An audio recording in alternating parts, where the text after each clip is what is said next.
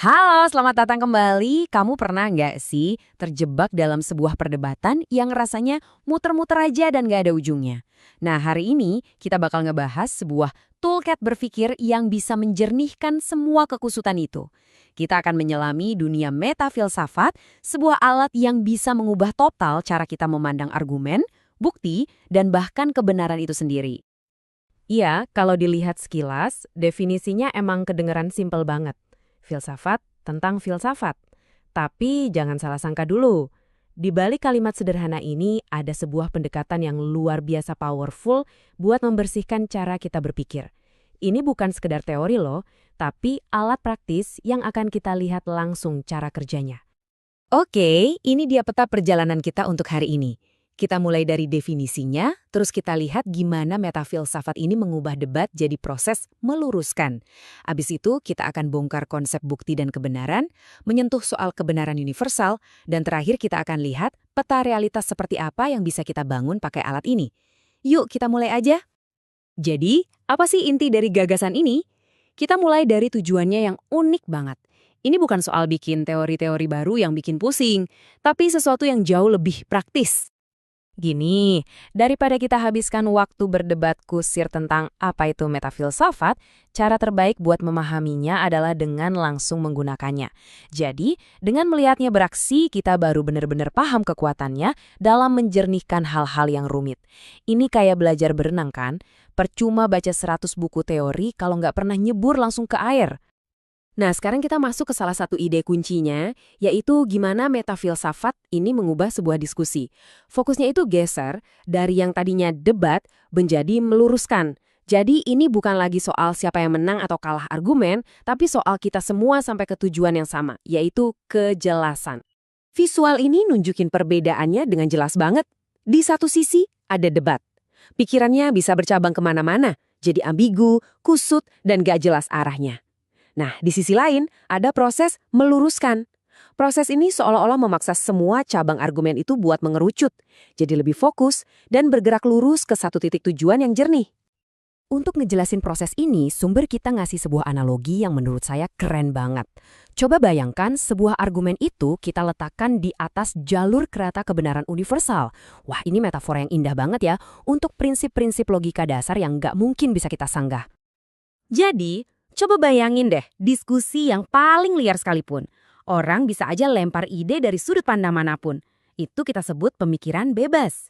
Tapi, begitu ide itu diletakkan di atas rel kebenaran universal, prinsip seperti sebab akibat misalnya, argumen itu nggak bisa lagi bergerak sembarangan. Persis kayak kereta di atas rel, dia bakal otomatis tergiring ke satu stasiun tujuan yang logis dan jelas. Oke, mari kita lanjut ke toolkit berikutnya. Dan kita lihat gimana pendekatan ini menantang asumsi-asumsi kita soal apa itu bukti dan kebenaran. Nah, di bagian inilah kita mulai mempertanyakan hal-hal yang mungkin selama ini kita anggap ya udah pasti begitu. Soal ini, metafilsafat punya sikap yang cukup radikal. Menurut pendekatan ini, gak ada tuh yang namanya terbukti dengan sendirinya. Setiap klaim, sekecil atau sesederhana apapun itu, harus bisa dilacak jejaknya kembali ke realitas. Kita semua pasti pernah dengar kalimat ini kan? Ini contoh klasik dari sebuah kebenaran yang dianggap self-evident, terbukti dengan sendirinya. Secara rasional, secara matematis, ini kedengaran sempurna.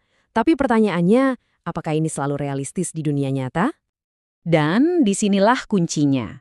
Di dunia nyata, kalau kita mau pindah dari puncak gunung satu ke puncak lainnya, garis lurus itu justru bakal bikin kita nabrak lembah.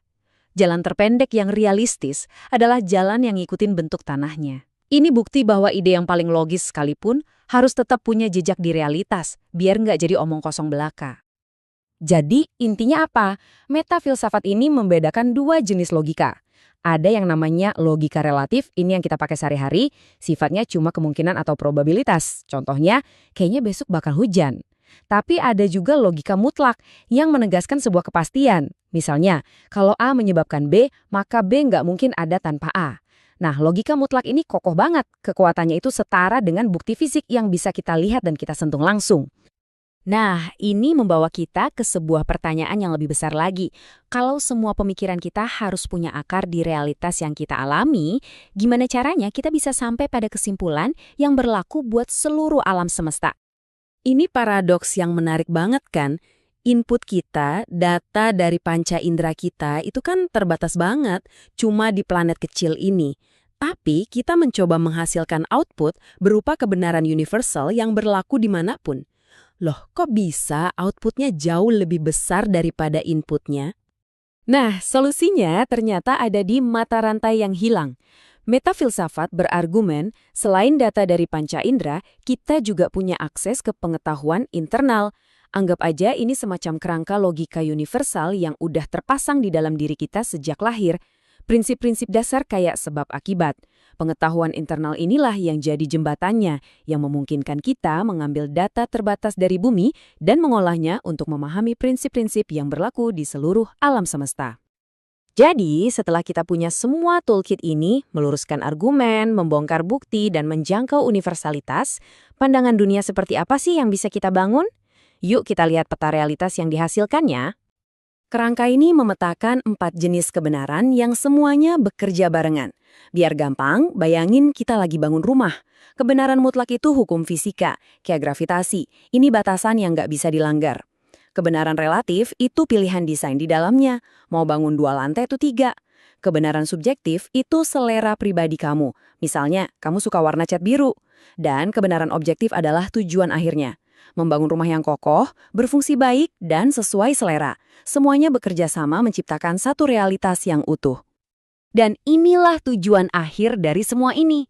Metafilsafat pada dasarnya adalah alat untuk mengambil ide-ide yang abstrak, yang ngawang-ngawang, dan membumikannya menjadi sesuatu yang realistis dan praktis. Dengan memahami di mana letak batas-batas sebuah konsep, kita bisa menerapkannya di dunia nyata tanpa kehilangan makna aslinya. Nah, untuk menutup penjelasan kita hari ini, mari kita sama-sama merenungkan pertanyaan ini. Kalau kita bayangkan setiap argumen, setiap pemikiran diletakkan di atas jalur keretanya masing-masing yang semuanya bergerak menuju kejelasan, lalu kemana sebenarnya tujuan akhir dari semua jalur itu? Apa yang menanti kita di ujung perjalanan pemikiran yang jernih? Terima kasih sudah menyimak.